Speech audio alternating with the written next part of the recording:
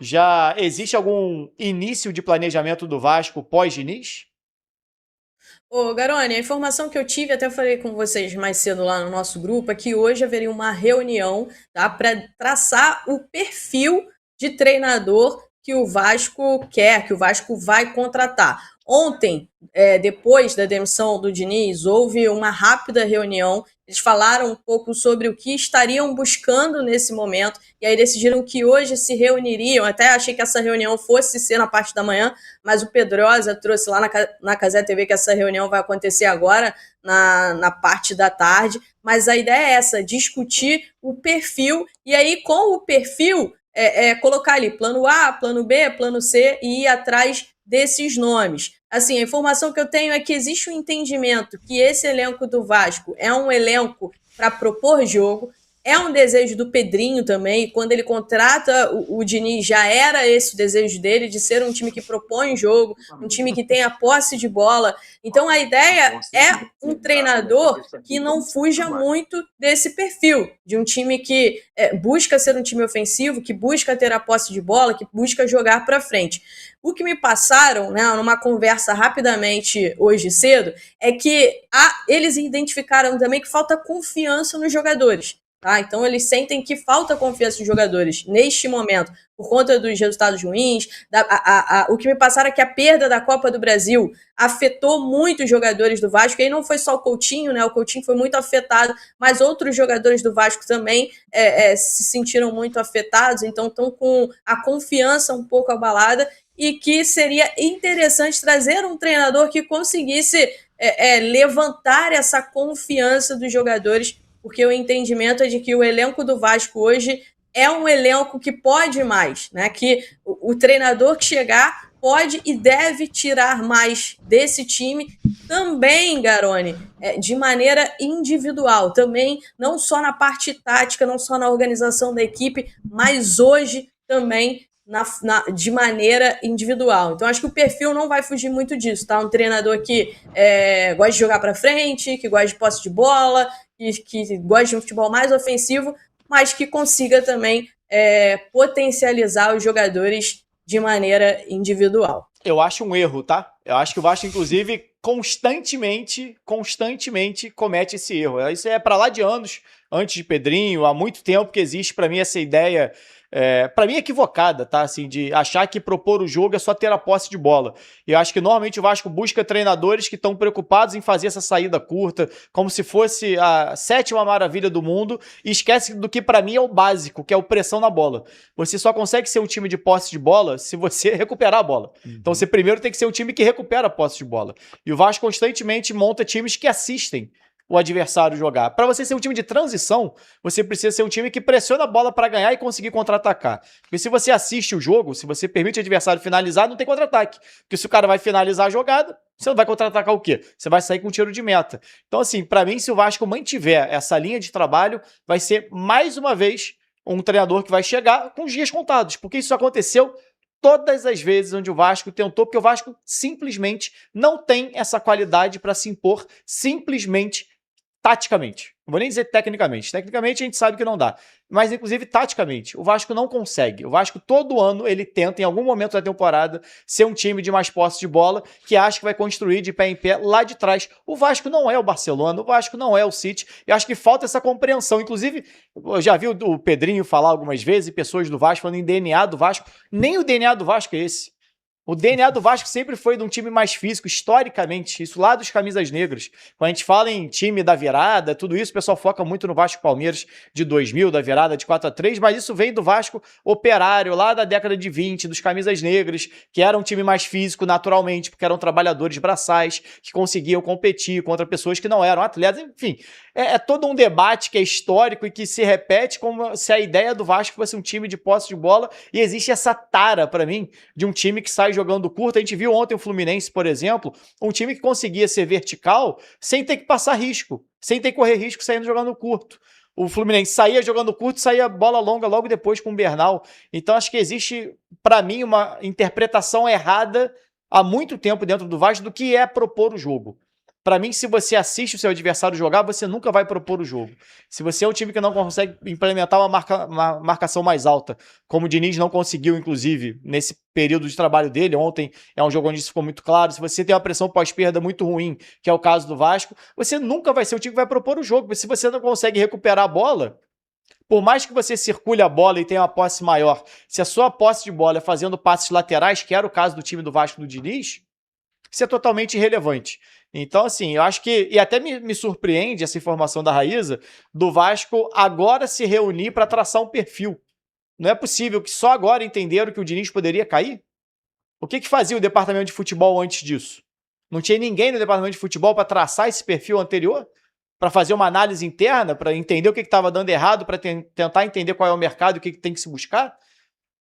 Então, assim, se agora o Vasco vai se movimentar para traçar o perfil do substituto do Diniz, o Vasco não perdeu só 2 meses de Diniz. O Vasco vai perder pelo menos mais um mês aí, até encontrar um nome, até fazer o contato, até contratar o treinador, até ele chegar, até ele implementar a ideia dele.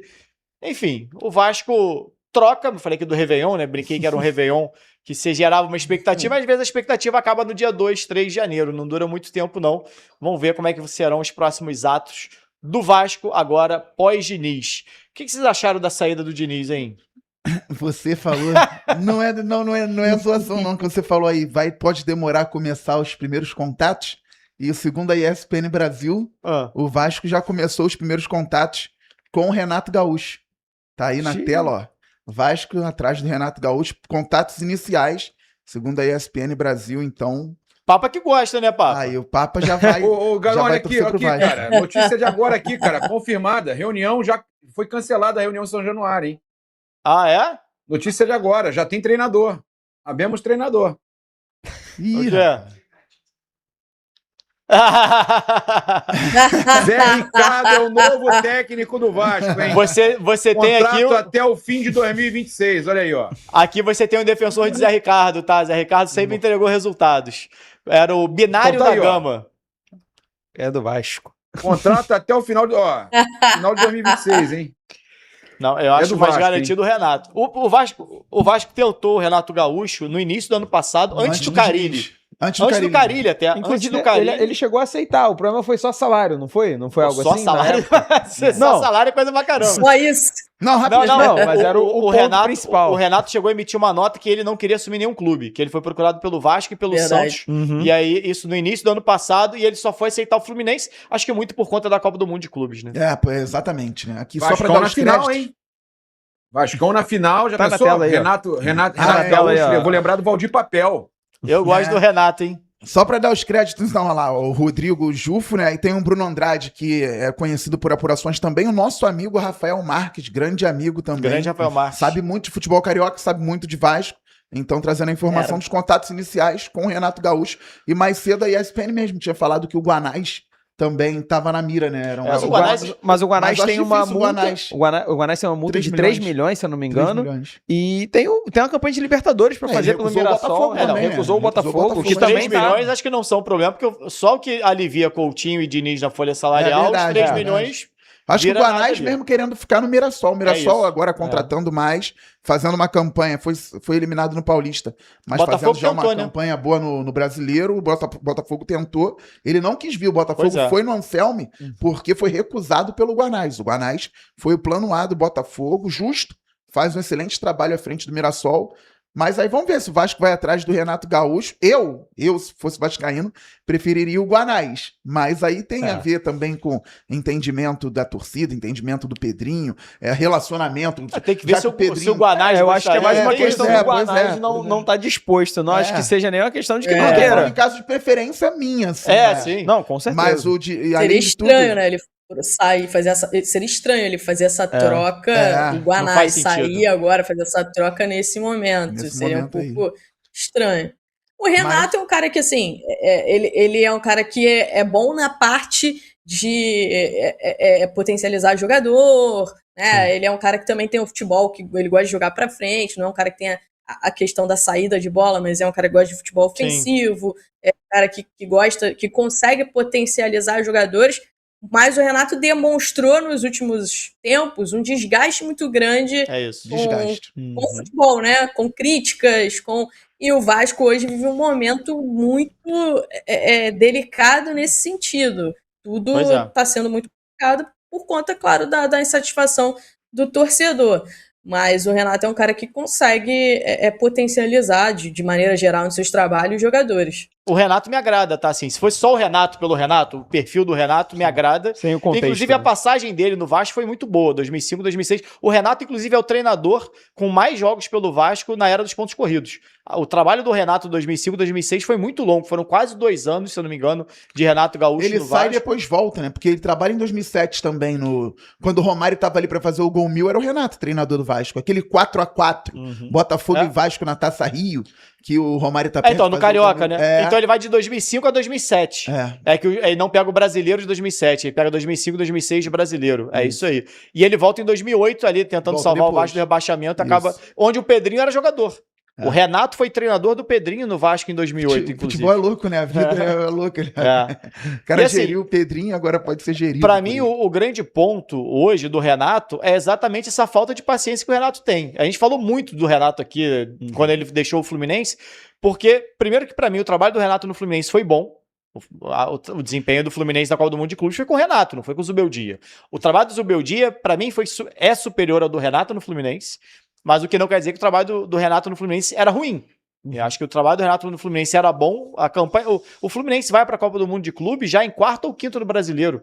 Eu lembro da gente falar aqui que era uma surpresa o Fluminense estar naquela situação, naquele momento, porque estava bem no Brasileiro, foi para a Copa do Mundo de Clube e a gente falou, opa, peraí, talvez esse Fluminense tenha algo a mais a dar. E aí depois ele perde Arias, né, tem a despedida do Arias, o Acosta estava chegando ali ainda, e o Zubeldia depois consegue reorganizar esse time pós-Arias, né? Mas me agrada o nome do Renato, não sei se é o que eu prefiro, porque você tem, claro, você tem o Guanais, você tem o Leonardo Jardim, mas eu não acho que o Leonardo Jardim, que deixou o Cruzeiro por problemas pessoais e de pressão, vai querer pegar uma pressão no Vasco. A não ser que ele queira mais desafios na vida. Pois é. Você quer, a vida tá muito calma, vem aqui dirigir o Vasco. Jogar no mais difícil também, não dá pra ser um desafio tranquilo. Né? O Guanais tem uma Libertadores, recebe proposta do Botafogo, que também tá na Libertadores. Ah, mas é pré, tá, mas é Libertadores. O Vasco não vai pra nenhuma Libertadores esse ano. Aí você vai pro Vasco, eu acho que esses treinadores não faz sentido. Aí tem um ponto só em relação ao Leonardo Jardim, que aí é uma informação, o Leonardo Jardim trabalhou com o Admar Lopes no Mônaco. Aí uma questão até mais pessoal, não sei se teria um poder de convencimento do Admar Lopes, porque é um dos nomes que tem circulado no Vasco, o nome do Leonardo Jardim, por estar livre no mercado, deixou o Cruzeiro. Agora, se o Admar Lopes conseguir convencer o Leonardo Jardim a comandar o Vasco, amigo, o Admar Lopes é capaz de qualquer coisa, porque o cara, se deixar o cara solto no Carnaval do Rio, tá enrolado, porque se o cara convencer o Leonardo Jardim a comandar o Vasco depois de ele largar o Cruzeiro por pressão, sendo o terceiro do Campeonato Brasileiro, é complicado. Mas eu acho que o nome do Renato me parece muito factível, até por já ter tido esse contato inicial de Pedrinho e Renato lá no início do ano passado, e o Renato naquele momento não quis. Só me surpreenderia o fato do Renato, nesse momento, assumir uma bronca como essa, ele que tá meio de saco cheio, acho que o termo é esse, tá de saco cheio do futebol.